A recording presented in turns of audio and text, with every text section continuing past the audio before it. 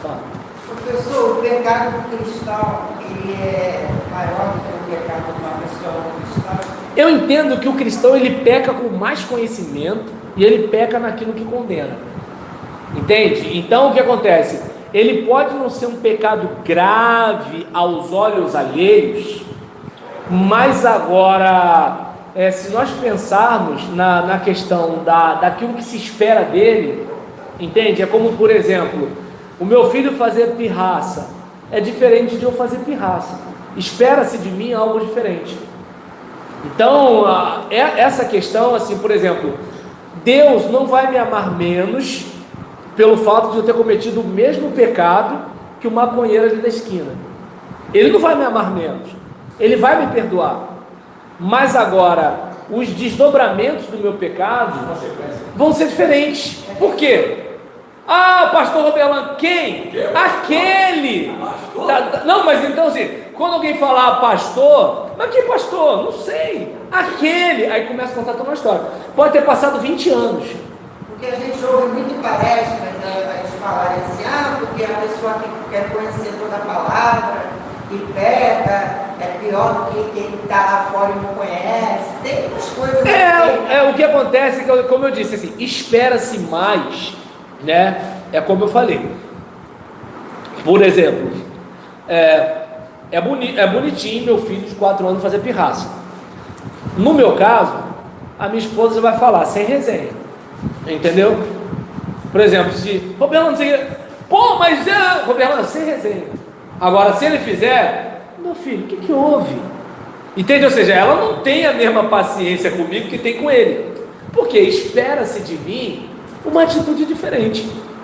Eu não sei se deu para perceber. Então, assim, agora, quanto à bondade de Deus, entende? Quanto à severidade de Deus, assim, Deus, ele perdoa se eu me arrepender, certo? Mas ele vai deixar eu pagar a fatura como deixaria o outro. O problema é que é o seguinte, é como eu falei aqui agora, né? Assim, o pastor Roberlan, daqui a 30 anos, por exemplo, tem um pastor que eu com 11 anos de idade, eu acordava antes das 7 da manhã para assistir-lo pregar. O pastor evangelista Jim Swaggart. Até hoje, todo mundo lembra do pecado de Jim Swaggart. E dificilmente alguém lembra. Oi? Mais grave, né? Por exemplo, ele chegou a denunciar o pecado de um outro evangelista que tinha caso, né, extraconjugal, que é negócio todinho. E esse televangelista, o televangelista vive de quê? Do ministério.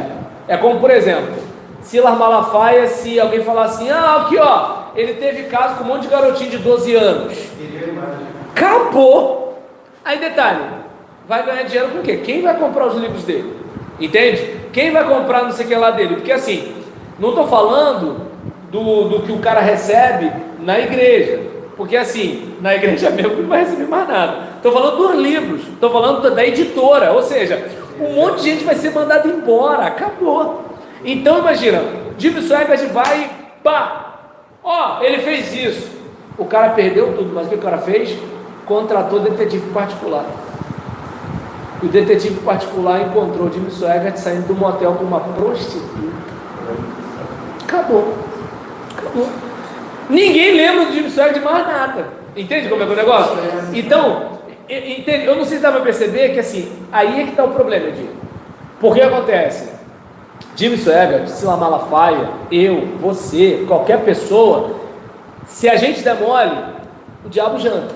Entende? Só que você pecando com mais conhecimento e você pecando naquilo que condena, por exemplo, Tammy Gretchen está casada ou casado, né, com fulana de tal, de boa. Agora, quando o Marco Feliciano é acusado pelo Cabo Daciolo, que teve uma revelação, que tinha um negócio de bomba gira ali, o que tu pensa do Marco Feliciano com a revelação do Cabo Daciolo? Tudo bem, o Cabo Daciolo é doido, mas o que acontece? Mas vai que... É uma coisa que dá certo Tu tá entendendo? Ó, tu que tá dizendo. Então acontece. Aí, por exemplo, digamos que de repente acontecesse alguma coisa, ninguém ia falar de Tamigrete, que ela é aquilo que é. Marco Feliciano não. Estaria pecando naquilo que está condenando. O amor de Deus muda? Não. Mas acabou. Então, a partir do momento. Eu não sei se eu percebi, eu não estou falando aqui de graça de Deus.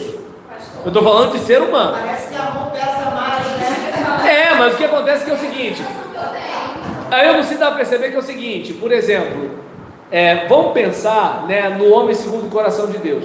Deus perdoou? Perdoou. Mas a fatura veio. Entendeu? Então o que acontece? São situações, porque assim, você acha que quando Davi chamava a mulher do soldado dele para ir transar com ele, não tinha camareira que via? Não tinha faxineira que via? Não tinha guarda que via?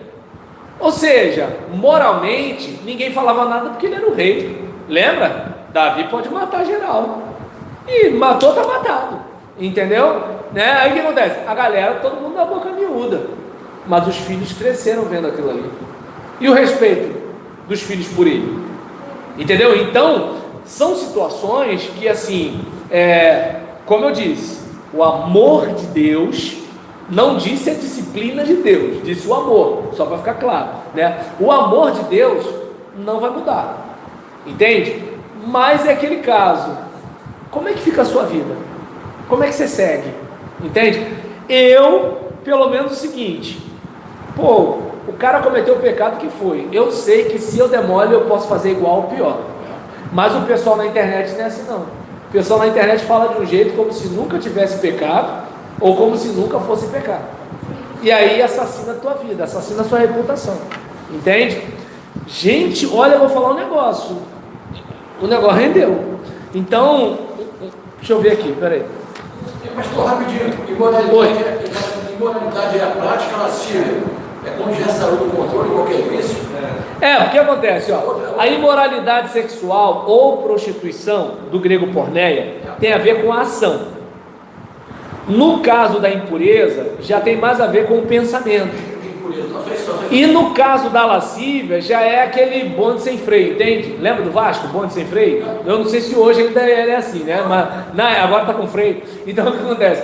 Assim, essa é a situação.